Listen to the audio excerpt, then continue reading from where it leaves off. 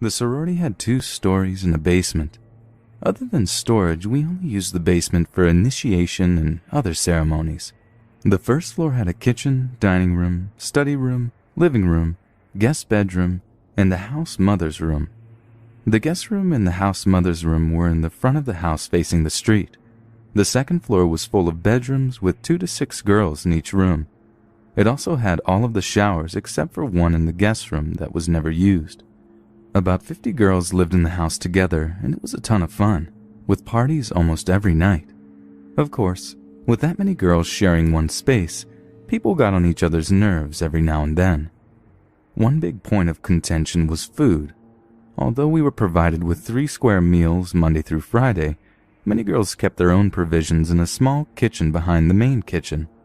One girl named Megan loved to bake and would always be happy to share her creations once they were perfectly frosted or whatever. Right after winter break, Megan baked a tray of brownies and left them to cool overnight while she went to bed. When I woke up the next morning, a group of girls were sitting around the table drinking coffee and bitching about Kristen, who apparently came home drunk the night before and dug into Megan's brownies with her bare hands. There was a big messy chunk missing from the middle of the pan with fingernail marks along the bottom. I agreed that it was pretty fucked up. Kristen, of course, denied that she had anything to do with it. However, things started being eaten in the middle of the night with some regularity. The suspects were always the ladies who came home late after partying. One night there was a formal event that required all of the girls to be out of the sorority. The only person left at home was Miss Betty, our house mother. She was a sweet woman in her 70s who pretty much let us get away with anything and everything. On this particular evening, Miss Betty heard the shower running in the guest room. She knocked on the guest room, but nobody answered. She cracked the door open and saw a pile of clothes with the sorority's letters, sorority t-shirt, sorority sweatshirt, sweatpants, and hat. Miss Betty entered the guest room and said something along the lines of, "Are you okay, dear?" Because it was so odd for someone to be using the guest room shower. The shower room turned off, and there was a grunting thud against the inside of the bathroom door. Very alarmed, Miss Betty tried to force her way into the bathroom, asking if the person inside needed help. To her dismay, a low male voice grunted back, "Go away." Miss Betty told him to get dressed and that she was calling the police. The unwanted house guest stayed in the bathroom until the police arrived. They determined that he snuck into the sorority during winter break, picking out clothes from different rooms. He made himself a little home in the basement and had apparently lived there for almost a month. We had at least one ceremony in the basement during the period of time he would have been living there. So, I guess he was watching. As of now, I'm a junior in college. This story took place the spring semester of my freshman year. My friend Jane and I decided to do spring rush at our college. For those of you that aren't familiar with the Greek system, my college had traditional fall rushing for sororities. You go through the application process, do certain things for different sororities, etc. Then they had spring rush for the girls that didn't get in during the fall, or if they changed their mind throughout the year. Jane was my roommate, and she kind of dragged me into it. It was, if I have to suffer, then so do you type of thing. I went along with it, having never even thought about being in a sorority before. The process went smoothly, and we got to the second to last phase before Big Day, the day you find out if you got into the sorority. One of the missions that the sorority sisters had us do was to house sit for them while they went out and got completely shit-faced on a Friday night. No big deal. I had Jane to keep me company anyway. We were given a strict list of who was and wasn't allowed into the house. All Jane and I had to do was order our weight in pizza, watch One Tree Hill, and just a little bit of homework to do while we waited. It wasn't until about 1 a.m. did the shit start. Someone rang the doorbell. I answered. It was a guy, older, maybe 25 or so. He looked past college age. He asked me if it was a certain address, and I told him no. Then asked if he needed to speak to someone. He said no, he thanked me, then walked away. I really didn't think anything of it. It's college, Friday/Saturday morning rather, and it was nighttime and people get drunk, so shit happens. One of the sorority girls calls and says they'll be back to the house in about an hour, so around 2 to 2:30 a.m. That's great. Then the doorbell rings again. Jane and I both answer it at the same time. It's the same guy. He looks at Jane, seemingly shocked to see her. Let me just describe his face to you, now that I'm thinking about it. It was wrinkled. He had deep laugh lines for such a young guy, hazel eyes. They were speckled with dark colors, black hair, a bit of stubble, plainly attractive but no catch, very tall and lean, an average Joe. Again, he asked me if it was a certain address. Jane straightens up and tells him to, and I quote, "suck my dick," then close the door in his face. We laughed about the poor drunken frat guy that didn't remember where he lived. That's all we thought it was. Before we could get back into the living room area, the guy started pounding on the door and screaming for Kayla.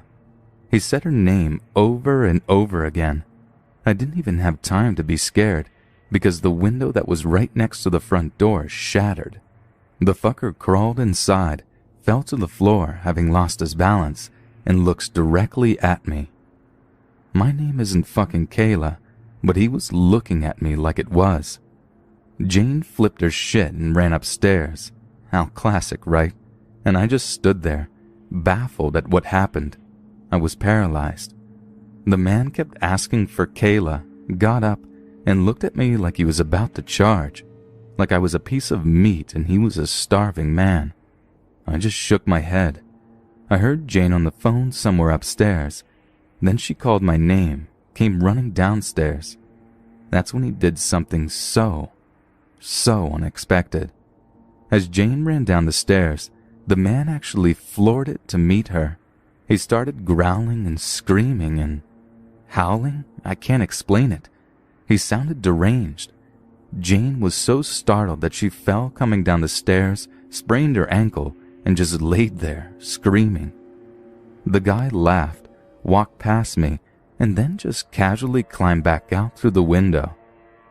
Campus police showed up about 5 minutes later. Then the sisters did. Turns out that Kayla was a sister that was kicked out a few weeks prior. She had a boyfriend who was abusive, addicted to meth, all of the above, that broke into their house before, and they fucking failed to mention that small little detail. He was arrested later that night, sobered up, and was released the next day. The next day was actually big day. Jane and I got bids, but I declined. Jane accepted. We're still friends, and it always makes for a good story to tell the incoming freshman girls who plan on rushing.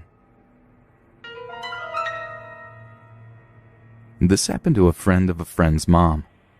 It was the 70s and she was in a sorority in college. She went out with some friends to a bar and started chatting with some guy sitting next to her. He was normal, cute, and friendly. She thought nothing odd of him. The girls had decided to hit the bar before going to a party, so it came time for them to go. The guy asked her if she was sure she wouldn't rather go to a party at his house, and she said no thanks and left with her friends. Later, after she's arrived home and is in her room getting ready for bed, she hears a noise outside her door. She opens her bedroom door on the second floor and sees a man, the same one from the bar, stealthily walking up her stairs.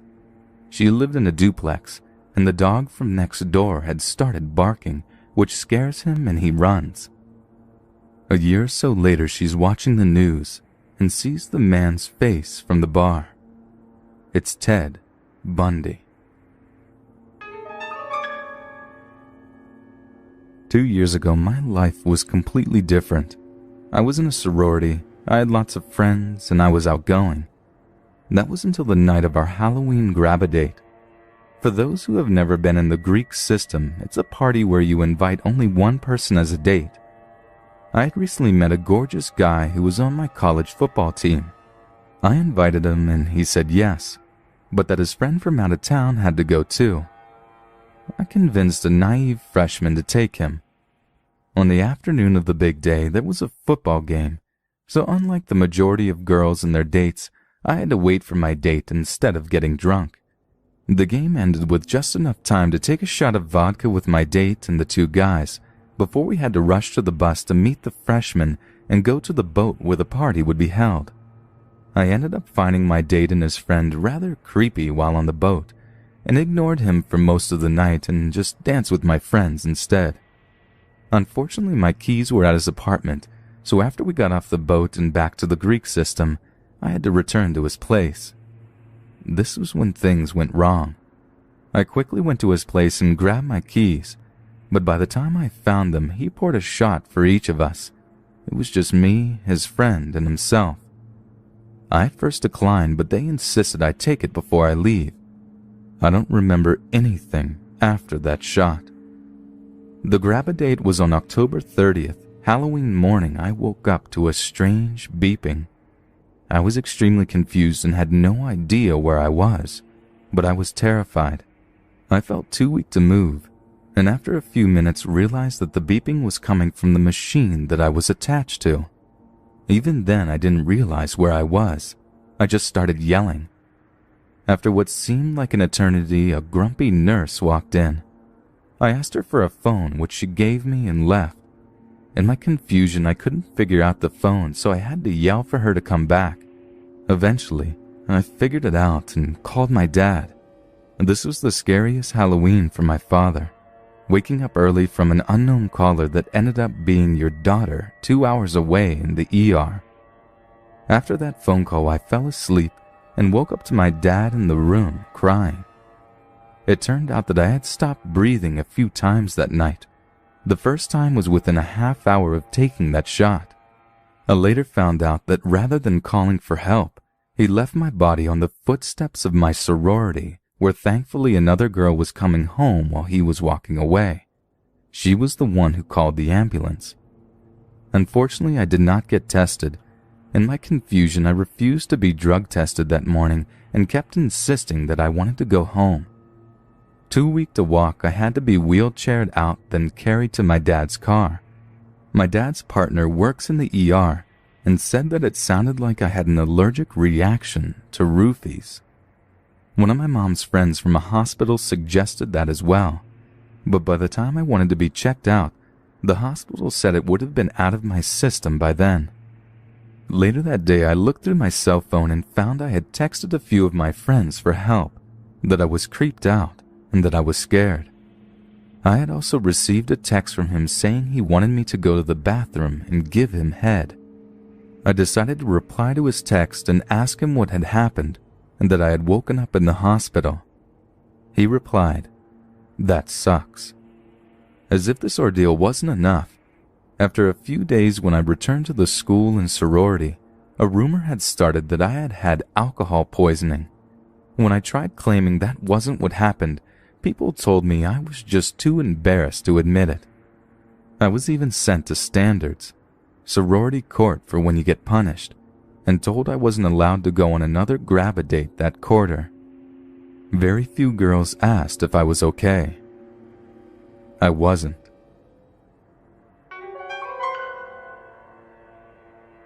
I love camping. Anytime my friends and I came home from college, we would load up our cooler with beer, grab some gear, and go screw around outside. Unfortunately, when I was actually at school, none of my sorority sisters or other friends ever wanted to go with me, so I would often suffer withdrawals from camping. One day the weather was way too nice to waste, so I grabbed some of my gear, hopped in a car I borrowed from a buddy, and drove to a spot that was secluded, yet within a safe distance to civilization that I could run and get help if need be. Camping also creeps me out sometimes, but that creepy feeling is also somewhat of a plus for me. It's the same reason that people read these kind of scary stories. It's fun to be scared. So I make a little camp and get a fire going. I hadn't brought all that much to eat, but I was enjoying myself, reading and looking around the area, that sort of thing. I suddenly got the feeling that I was being watched, and I stopped dead in my tracks. I hear a twig crunch over to my right, then see a doe bolt from 100 feet or so in front of me. I laughed at myself and went back to the camp with an armful of wood I had gathered. I kept freaking myself out, hearing sounds just outside of the ring of light cast by the fire. I always get inside my head, so I shrugged it off and kept whittling at a stick I had been messing with. Around 1, I decided to go into my tent and snuff out the lantern. I had been slamming beers in the most unladylike fashion and smoking cheap cigars. Another reason I like camping, I can act however I want, so I passed out relatively quick. About 2 in the morning, I start hearing footsteps, and they sound pretty light and sort of timid. I think to myself it's a deer or another animal, more likely a raccoon because I probably left some food out. I'm still on guard though. About 30 minutes of sleeping with one eye open, I hear a rubbing noise, and the tent fabric is being pushed in a bit. I don't know how I didn't shit my sleeping bag, but I just sat there paralyzed with my caw bar in hand. I desperately wanted to thrust the knife through the tent fabric, but I was still holding out hope that it was some of my buddies from a frat joking with me. And then as suddenly as it had begun, it all stopped. I was starting to feel slightly more secure, because daylight would be coming in about 2 or 3 hours, but I sure as shit wasn't going to go to sleep. All of a sudden, at about 4 o'clock, I realized I should put my boots on so that if anything did happen, I would be ready. After having stayed up and keeping alert a little while longer, my friend's car alarm goes blaring. I freak the fuck out and run out of the tent. I go about 2 steps before something grabs me around the mouth. I open my mouth to scream, but instead the person's pinky finger slips between my teeth. I've heard that people can perform superhuman feats when they have huge adrenaline rushes. In my case, I just clamped down and, there's no way to say this without sounding ridiculous, his finger popped off. He screamed, pulled his hand away with the missing digit falling to the ground. He took off running down the hill I was camping on, and I took off right quick in the opposite direction. I must have looked ridiculous to the people whose house I ran to. A little sorority girl in a wife-beater, boxers, and steel-toe boots. I also had some blood that had oozed out of my lip, not from the finger, but because I had also managed to take a pretty good chunk out of my lip as well. I told them what had happened. They called the police, got me some real clothing, and the man at the house made me a whiskey and coke. When the cops got there, they checked it out. The cops went to check it out, and when they came back, it was light out. They brought me back so I could get my friend's car, and what I saw just made me even more terrified. Right next to the tent was a red gas can. He could have just lit me on fire earlier. The finger was also gone, suggesting he had come back for it. The kicker is that they never caught the guy.